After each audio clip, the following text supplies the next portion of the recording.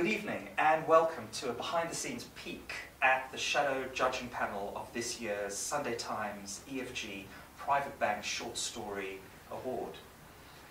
A shadow judging panel because, alas, I am not Melvin Bragg or Hanif Qureshi, but we are the Short Story Book Club, a group of short story lovers who meet once a month in London to enthuse about short story collections, old and new.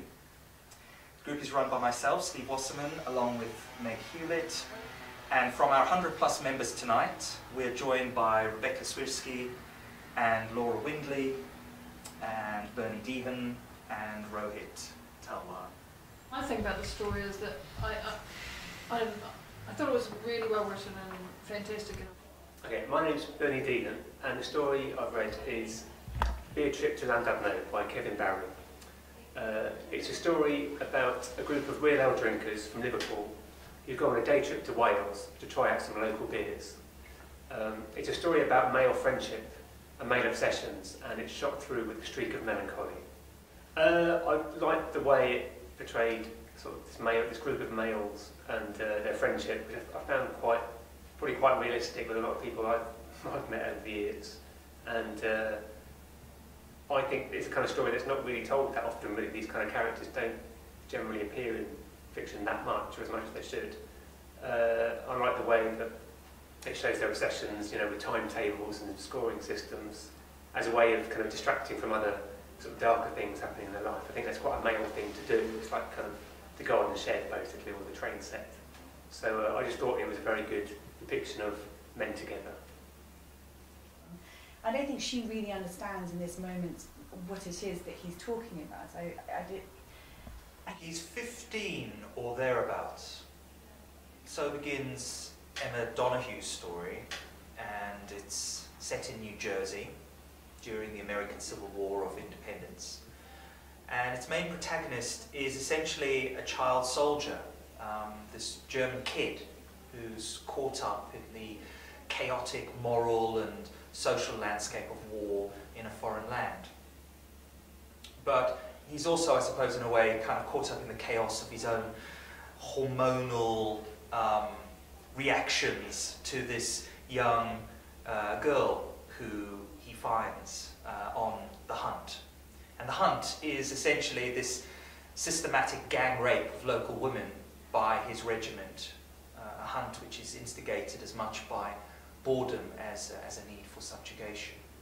Although it's a historical piece, I think the resonances in the story and some of the themes that it touches on, they feel very contemporary.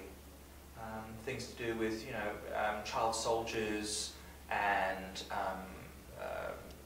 gang rapes, sexuality. All of these things seem quite current, I suppose. And I think the other thing that I really love about it is that it is a short story. It's about 5 or 6 pages, but it delivers all of these hugely ethical quandaries and emotional sort of punches, one after the other, and it doesn't hold back on its punches either. He's being told, you're not man enough, let's Exactly. make a man out of you. Yeah, and then exactly. I think that's when he probably took this decision to just leave with this. Yeah, but he's, So he's betraying something in So himself. it's just that as one well. evening. It That reminds me of the Isaac Babel story, My First Goose. Hi, I'm Rohit.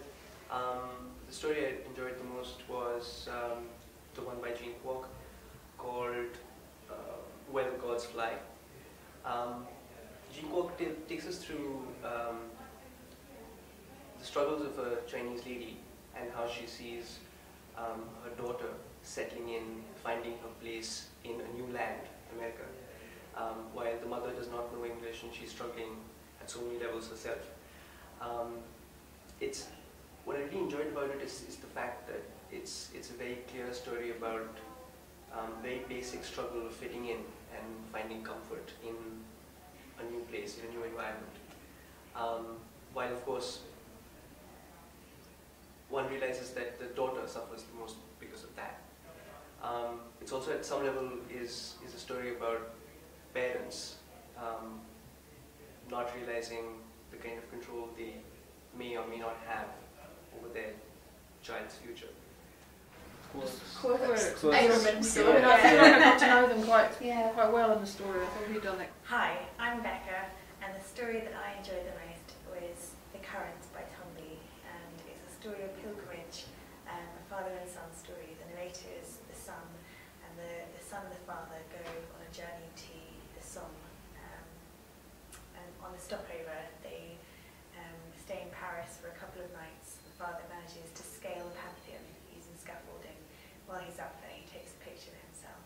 When they get to the Somme, where the graves are like rows of teeth, the father slips into the river Somme and he invites the son to join him in the current. And I really enjoyed this story because it was such a well-told, a well-crafted story.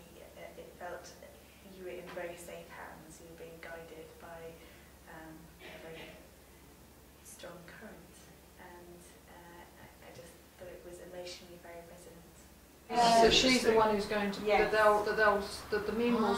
So she's almost getting her own back. Well, I don't think I she don't think knows. she I don't is. think I she's think got she's- any concept that that's what's happening. But, hello, my name's Meg Hewlett, and the story I'm introducing is Al Aziz. Some pages from his notebook by Robert Mahinek.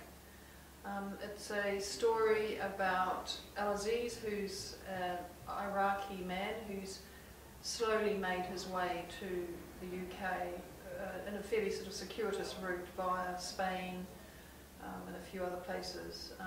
He's coming to the UK looking for a better life, and it's the interesting thing about the story is that it's not really a normal narrative structure. So it's the way it's written, it's quite hard to follow, and it jumps around quite a bit.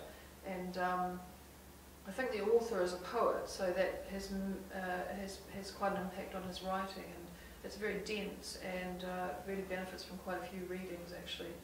About the story. My name is Laura, and the story I'm introducing is Nickel Mines Hardware by Linda Oatman High.